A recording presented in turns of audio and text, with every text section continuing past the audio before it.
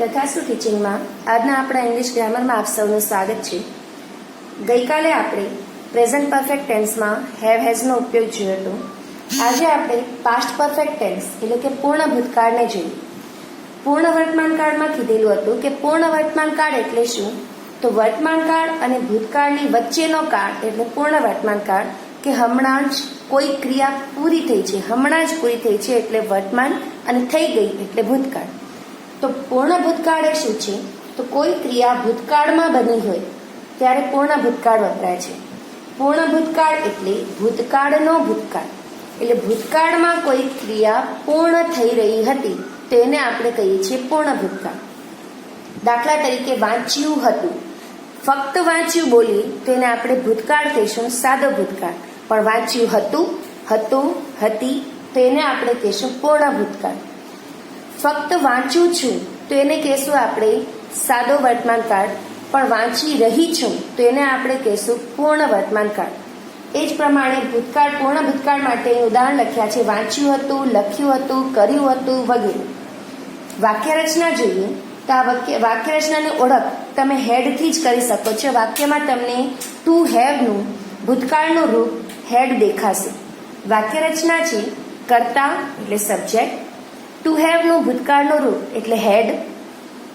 અહીં પણ પૂર્ણ વર્તમાન કાળની જેમ પૂર્ણ ભૂતકાળ છે એટલે અહીં પણ ભૂતકૃદંતનું રૂપ V3 વપરાય છે.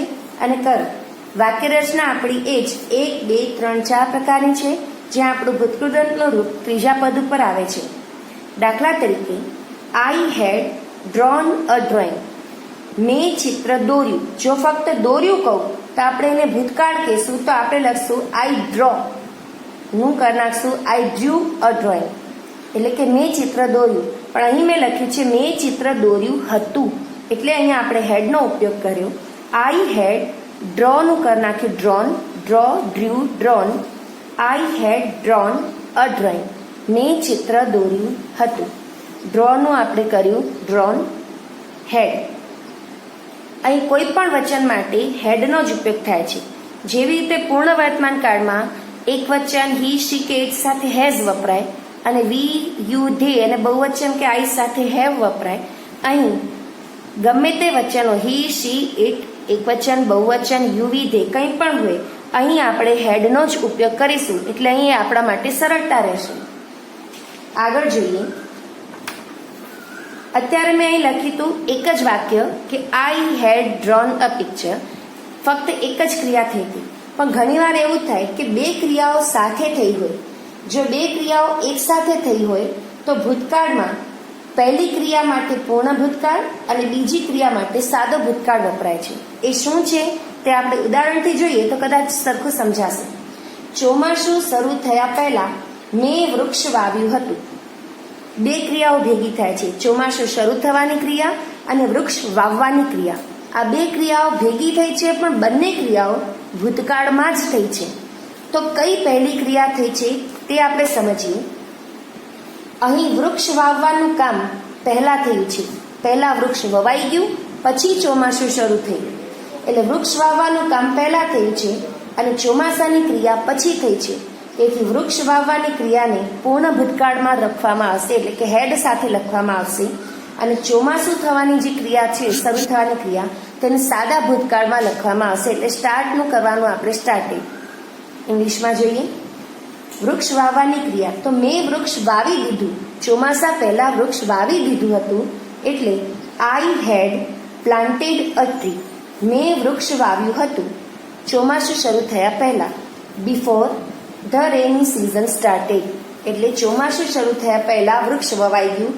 તો પ્લાન્ટેડ ટ્રીની જે ક્રિયા છે એને અહીં મેં પૂર્ણ ભૂતકાળમાં લીધી, અને બિફોર એટલે પહેલા, ચોમાસું શરૂ થવાની જે ક્રિયા છે એને મેં સાદા ભૂતકાળમાં લીધી, એટલે સ્ટાર્ટનું કરી છે સ્ટાર્ટેડ. આ વાક્ય ખૂબ જ ધ્યાનથી જોવા જ્યારે બે વાક્યો આવતા હોય ત્યારે. હજી એક ઉદાહરણ લઈએ એટલે સ્પષ્ટ થઈ જાય. અમે ઉઠ્યા તે પહેલા સૂર્ય ઉગી ગયો હતો.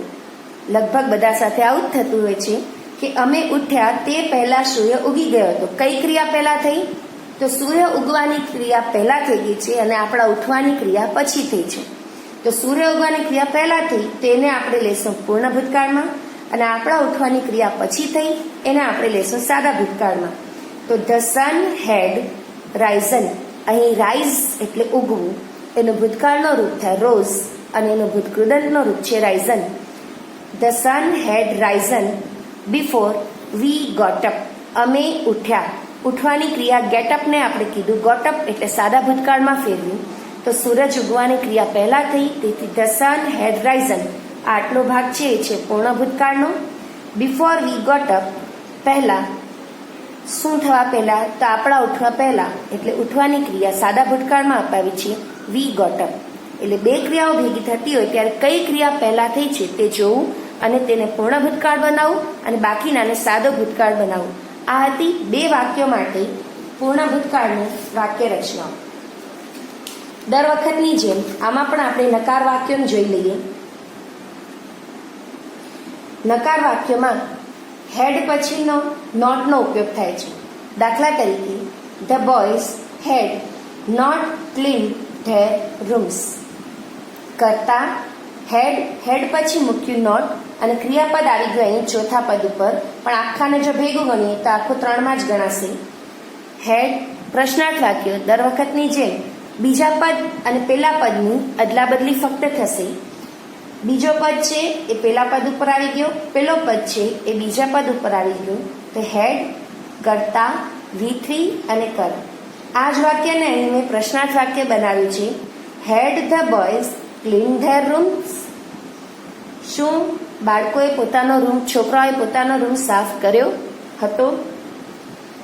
બે ક્રિયાવાળા પ્રશ્નાર્થ વાક્યો, એટલે કે જ્યારે બે ક્રિયાઓ ભેગી થઈ હોય તો તેને પણ પ્રશ્નાર્થ ફેરવવા માટે તો આગળ જે આપણે સનવાળું ઉદાહરણ લીધું એને જ જોઈએ.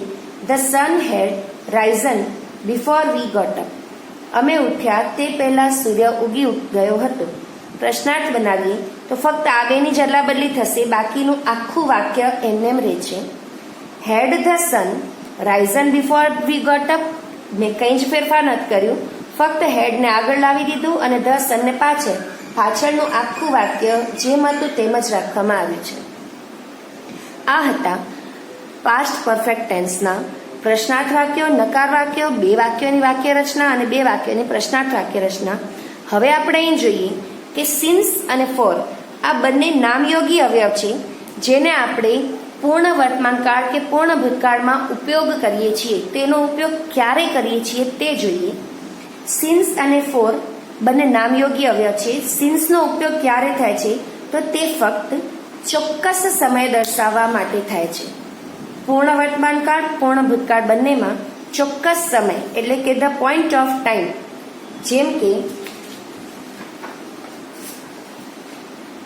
સિન્સ 5 o'clock ચોક્કસ તમારે 5 વાગ્યાનો ટાઈમ આપેલો છે. સિન્સ મંડે ચોક્કસ સોમવાર. સિન્સ 2 hours પૂરા 2 કલાક માટે. અને જે 4 છે તે સમયગાળો દર્શાવે છે, એટલે કે ડ્યુરેશન ઓફ ટાઈમ. અહીંથી એટલે સુધી, અહીંથી એટલે ત્યાંથી અહીંયા કોઈ સમયગાળો દર્શાવતો હોય ત્યારે આપણે ફોરનો ઉપયોગ કરીએ છીએ. દાખલા તરીકે ફોર 6 months એટલે 6 મહિનાથી.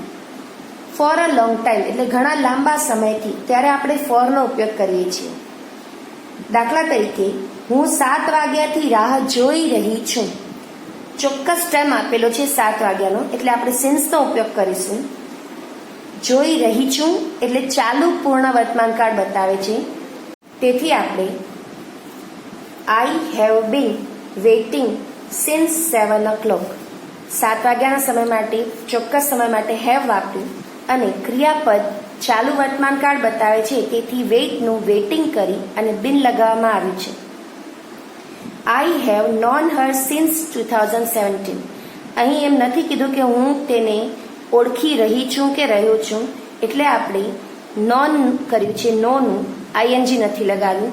જો ચાલુ કાળ બતાવતો હોય રહી છું, રહ્યો છું, તો આપણે એમાં આઈએનજી લગાવાય છે અને સાથે બિન લગાવાય છે અને પૂર્ણકાળનો રૂપ હેવ કે હેઝ વપરાય છે.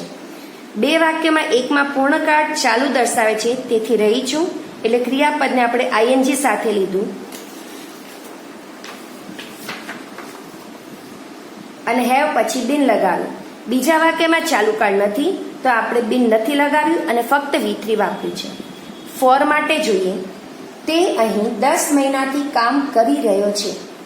ફરી રહ્યો છે એટલે આપણે ચાલુ બતાવવું પડશે અને તે એટલે હી, તેની સાથે આપણે વાપર્યું હેઝ, અને ચાલુ છે એટલે આપણે લગાવશું બીન.